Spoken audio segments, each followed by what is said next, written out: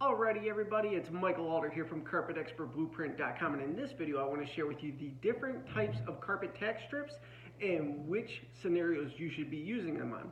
So first things first, let's get into the ones you're going to find at your big box stores. They're super common. You're going to see them at Lowe's, Home Depot, places like this. This is what the basic strips are going to look like. This is for a wood floor. You see the nails that come equipped on that. And these are the ones they stock in all the stores for concrete floors. That's an 11/16 concrete nail on there. We're going to talk about that as well.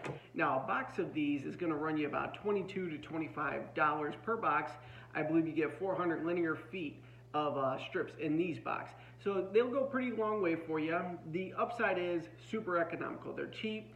You can slap them down. It works pretty well for most midline to cheaper carpets. Downside to them, they're cheap.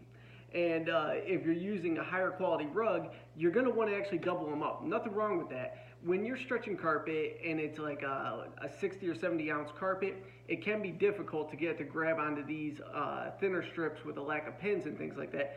So when you have a job like that, if you're a DIY type or an installer just branching out on your own, one thing you could do is just double up the rows along the walls and make it a nice fat strip like that. This will help lock the carpet onto it when you're stretching it in. Everything will be good to go. The other thing that's a downside is these 11/16 pins.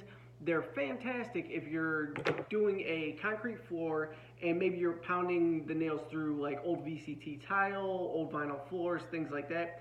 They're great for that. A lot of times though, just pounding into a standard concrete, it could be troublesome. It doesn't always work in your favor, so you have to pick up an extra bag of 5/8 nails, and they're the little stubby ones, which I'm going to show you next.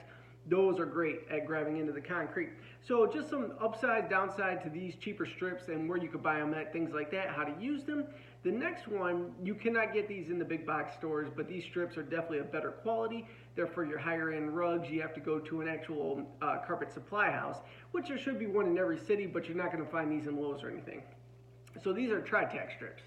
And the nail on it is a 5/8 pin. When you've seen the video with my broken wrist there, I was pounding it in with my left hand. I usually don't mess with Tritech because most of my business is a high volume business, cheaper carpets. So we do, cheaper tack strips on our job sites as well. But with the better concrete pin on these, I was able to swing with my left hand, which, I'm a righty. It's not easy to pound into concrete. So when you're using your odd hand there, you want to make sure you're going to hit and win. So that's why I went with the more expensive strips on those videos there, just because that little 5/8 pin would grab really well for me, and I was able to hammer the jobs out.